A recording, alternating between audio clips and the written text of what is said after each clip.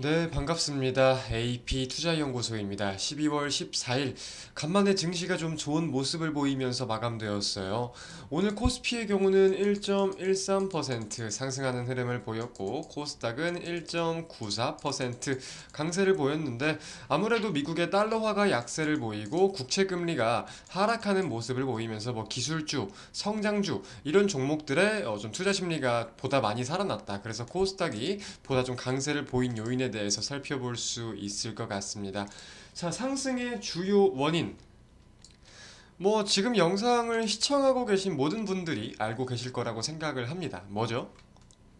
미국의 11월 소비자 물가 지수 CPI가 시장의 예상치인 7.3%보다 더욱 둔화된 7.1%가 나왔다. 상승률이 둔화되고 있다라는 거죠. 제가 어제자 영상에서 말씀을 드릴 때 높아야 7.3% 그리고 그것보다 하회할 가솔린에 대한 내용 그리고 PPI보다 작게 나오는 내용 등의 말씀을 드리면서 조심스럽게 조금 전망을 했었는데 다행히 또 잘 들어맞았어요. 근데 또 우리가 여기서 제가 어제도 말씀을 드렸다시피 단순하게 그냥 잘 나왔다 이렇게 넘기면 안 돼요. 그래서 좀 오늘은 이 CPI를 분석해보는 시간을 좀 가져볼까 합니다. 자, 지금 보시면은 이렇게 좀 볼게요. 좀 보기 편하게 번역을 할까요? 번역을 해서 보면은 11월 달 전년 동기 대비 상승률이 7.1%다 라고 나와 있습니다. 하락을 견인한 상품들에 대해서 살펴볼 필요가 있을 것 같아요. 제가 어제 주목해서 보라고 했던 게 중고차, 에너지, 의료 서비스 이렇게 좀 말씀을 드렸던 것 같은데 좀 하락을 견인하는데 주요 원인으로 작용을 하였어요. 새로운 차량과 중고 차량을 보면은 중고차 같은 경우가 2.9% 하락했죠. 그리고 전년 동기 대비해서도 3.3% 하락하는 모습. 새로운 차량 같은 경우도 2020년 10월이 전월 대비로 봤을 때 0.4%였는데 0.0%로 둔화되는 모습들이 보이고요. 차량에 대한 내용 따져볼 수 있겠고 동시에 가솔린 같은 경우도 쭉 따라가 보면은 2.0% 하락. 10월 달에는 4.0% 상승이었는데 2.0% 하락으로 확실하게 전환되는 모습을 보이죠. 이는 우크라이나 러시아 전쟁 이전으로 국제 유가가 좀 돌아온 내용에 대해서 그게 반영이 되는 내용들에 대해서 생각을 해볼 필요가 있다 말씀을 드렸었고 동시에 우리가 같이 볼 수 있는 게 이 가솔린 그러니까 자동차 휘발유에 대해서 수요가 줄고 있는 요인도 따져볼 수가 있을 것 같아요. 아무래도 경기 침체가 오고 사람들이 돈이 없잖아요. 돈이 없잖아요. 고정적으로 나가는 비용이 많으니까. 그러니까 이제 차를 타고 나가는 거는 사실상 다 돈이죠. 이제 차를 사가지고 어디 월미도라도 한번 가려고 하면은 조개구이도 먹어야 되고 또 방도 술 한잔 해야 되니까 방도 잡아야 되고 이제 다양한 요소들이 있는데 결국은 다 돈이기 때문에 이런 소비들이 다 줄고 있다는 거예요. 우리의 문화를 위한 혹은 우리의 여유를 위한 소비들이. 하지만 음식 같은 경우는 좀 둔화폭이 많이 줄지 않았어요. 보시면은 2022년 10월 달이 0.6%인데 0.5%라고 지금 나와 있죠. 식료품 관련이.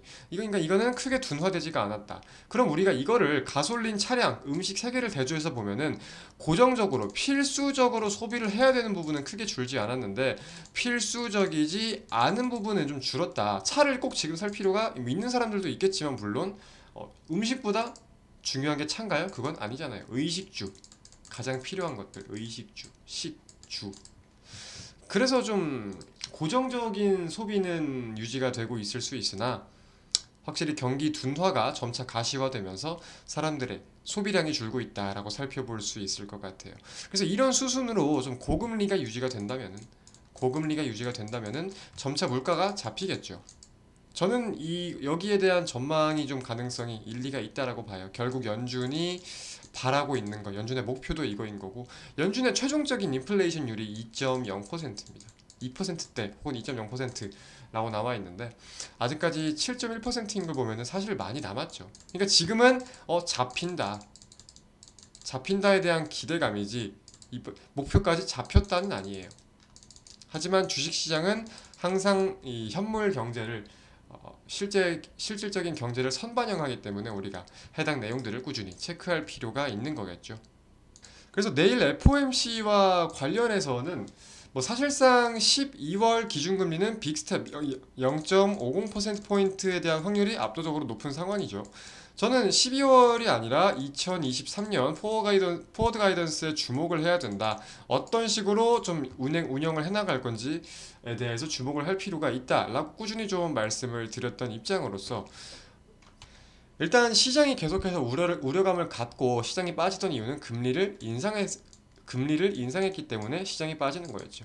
만약에 이제 물가가 잡히는 게 보이니까 금리를 인하하겠다 라고 말하면은 시장은 큰 호재로 받아들일 거예요. 근데 이거는 저는 원하지 않아요. 그리고 연준에서 이럴 일도 저는 없다고 봐요. 왜냐면은 물가가 잡히는 추세가 이제서 확인이 되고 있는 거지 완전히 잡힌 상황이 아닌 거죠. 근데 거기서 고정적인 지출이 계속해서 나가는 고정적인 지출이 늘어나면서 물가가 잡히는 건데 다시금 고정적인 지출을 줄인다?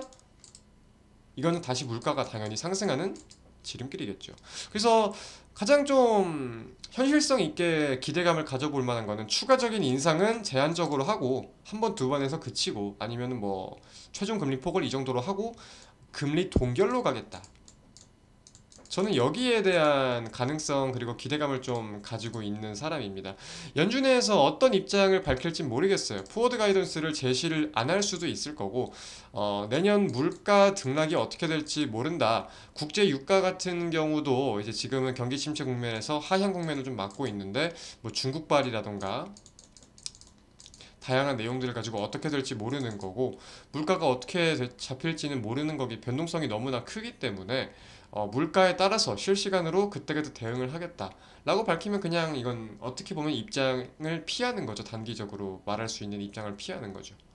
잘못했다는 건 아니지만 하여튼간에 그래서 이런 연준들의 발언들 뭐 금리를 높이겠다 동결하겠다 떨구겠다 이 방향성에 대해서 어떻게 시장이 연준이 말을 하고 시장이 주목하는지가 중요하겠다 라는 말씀들 전달해 드릴 수 있을 것 같습니다. 오늘의 마감 증시 영상 마치도록 하겠습니다. 오늘 하루도 모두 고생 많으셨고요. 내일도 증시가 올랐으면 좋겠습니다. 감사합니다.